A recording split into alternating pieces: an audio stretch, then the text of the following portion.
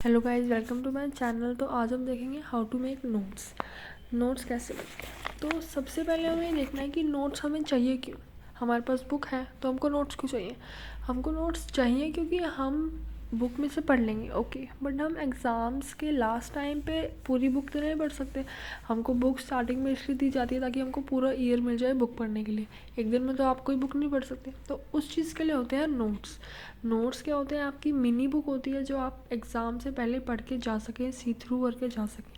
तो हम देखेंगे आपको एक अच्छे नोट्स कैसे बना सकते हैं जिससे आपके अच्छे स्कोरिंग मार्क्स आए। तो फर्स्ट पॉइंट ये है कि आपको वो पैसेज अच्छे से रीड करना है, मतलब केयरफुली उसको आप रीड करना है। आप उसका स्ट्रक्चर डिटरमाइन करें कि वो हमको क्या मैसेज देना चाहता है, उसमें वो उसका ऑथर हमें क्या बताना चाहता है, ये आपको अच्छे से पता चलेगा। इससे क्या पता चलता है कि अच्छे से पता चलेगा कि आपको कैसी इन्फॉर्मेशन किस टाइप से दी हुई है। द सेकेंड थिंग इज़ आपको दोबारा पैसेज रीड करना है। आपको उसके पॉइंट समझ आ गए, अब आप दोबारा पैसेज रीड करेंगे, उसको डिवाइड कर लेंगे पैसेज सेक्शंस में कि इसमें अच्छा उसने कॉजेज़ बताए हुए हैं, इसमें उसने बताया हुआ है कि ये क्यों होता है, इसमें उसने बताया हुआ है कि इसके क्या एडवांटेजेस डिसएडवांटेजेस, इसमें उसने वो सब बताया हुआ है। उसमें अंडरलाइन कर लेंगे सब कुछ, जो भी आपको इम्पोर्टेंट है वो। Third is right one sentence summaries for each section. अब आपने जो भी सेक्शन बनाए थे उनकी आप एक एक सेंटेंस की छोटी छोटी समरीज लिखिए कि ये मुझे इस टॉपिक से समझ आया। हर पैसेज की एक छोटी सी थीसिस लिखेंगे। थीसिस मतलब कि आप उस छोटे से पैसेज की समरी लिख लेंगे। तो अब हम देखेंगे कि हमको नोट्स कैसे बनाने। सबसे पहले नोट्स बनाने के लिए आपको जो चैप्टर जिसका आप नोट्स बना रहे हो या वो टॉपिक जिसका आप नोट्स बना रहे हो वो अच्छे से रीड थ्रू होना चाहिए। उसमें अच्छे से आपके डाउट्स जो भी हैं वो लिखे होने चाहिए। बुक के साइड में ही बेशक आप लिख सकते हो। उसमें अच्छे से जो आपको लगता है कि इम्पोर्टेंट है वो सब अंडरलाइन होना चाहिए। ये सब पहले होना चाहिए नोट्स बनाने से, वरना नोट्स बनाने में आपको और ज़्यादा टाइम लगेगा। अगर आप रीड थ्रू करते वक्त उसमें सारे अपना अंडरलाइन कर लेते हैं और देख लेते हैं कि ये इंपॉर्टेंट है, ये इंपॉर्टेंट नहीं है, ये टॉपिक इंपॉर्टेंट है, तो आपको नोट्स अच्छे बनेंगे, वो आपको अच्छे से मेमोराइज होंगे और वो ज़्यादा अच्छे रहेंगे। तो आप रीड थ्रू करते वक्त ये ज़रूर देखें। उसके बाद क्या करना है आपको, जब आप नोट्स बना रहे होंगे तो नोट्स में ज़्यादा से ज़्यादा आपको अपनी ओन लैंग्वेज यूज़ करनी है। उससे क्या होगा, जब आप पढ़ेंगे नोट्स एंड टाइम पे, जब हम पेपर के पहले नोट्स पढ़ते हैं तो अगर हम वो हमारे ओन वर्ड्स में होंगे तो हमको अच्छे से समझ आएगा, हम और अच्छे से उसको समझ पाएंगे। ओन वर्ड्स में अगर हम लिखते हैं तो उसका क्या बेनिफिट होता है कि हमको वो अच्छे से पता होता है, वो टॉपिक हमारे बिल्कुल अच्छे से हमको समझा हुआ होता है। अगर हम उसी को बुक में से रखा हुआ रट लेंगे, वो आप एक दो दिन याद कर सकते हैं बट उसके बाद भूल ही जाएंगे। अगर आप ओन वर्ड्स में अपने उसमें याद करेंगे तो वो आपको लाइफ टाइम या फिर जब भी आपको ज़रूरत होगी, मोस्टली लाइफ टाइम ही याद रहते हैं जो आप समझ के याद करते हो।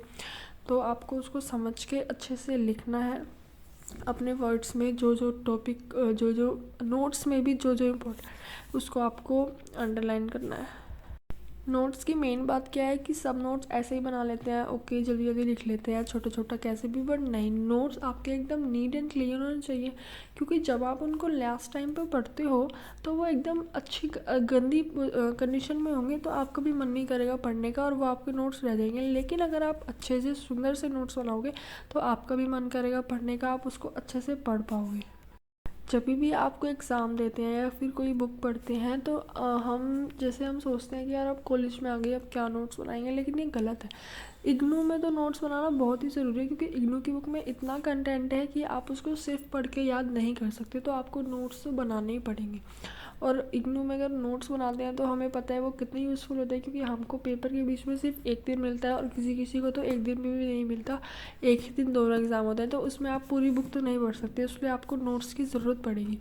इसलिए अगर आप अच्छे नोट्स बनाते हैं तो इसके चांसेस हैं कि आपको अच्छे से याद हो, अच्छे से सब कुछ हो। नोट्स अच्छे पेन से बनाएं, कलरफुल पेन से बनाएं, तो आपको पढ़ने में और ज़्यादा अच्छा लगेगा। हम नोट्स बनाने का फॉर्मेट देख लेते हैं। नोट्स बनाने का फॉर्मेट क्या होता है, सबसे पहले आपको लिखनी होती है heading, like main idea of the passage. उस पैसेज का क्या हमको पर्पस मिल रहा है, क्या उस पैसेज का मैसेज है जो हमको मिल रहा है, वो हमको सबसे पहले लेना है।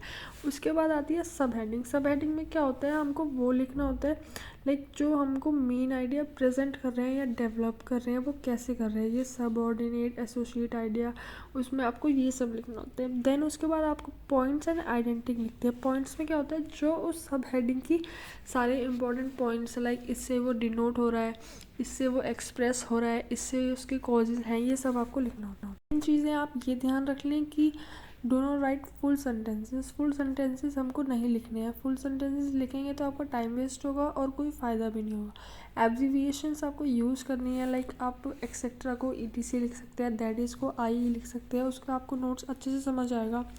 वाइज ये कुछ आइडियाज़ थे नोट्स बनाने के, कैसे हम अच्छे नोट्स बना सकते हैं, कैसे हमें साइकोलॉजी के नोट्स बनाने हैं, क्योंकि ये थोड़ा ट्रिकी सब्जेक्ट होता है जो बच्चों को परेशान करता है। तो ऐसे हम नोट्स बना के अच्छे से याद कर देते हैं। कुछ इतना कुछ हार्ड नहीं होता साइकोलॉजी में, बट इसमें कुछ टर्म्स होती हैं जिससे हम ऐसे सोचते हैं कि यार ये कैसे याद करेंगे, बट वो टर्म्स ही हमें अच्छे से स्कोरिंग मार्क्स दिलाती है। तो आप साइकोलॉजी से डरे मत, उसके अच्छे से नोट्स बनाएं, उसको एक दो बार पढ़ें।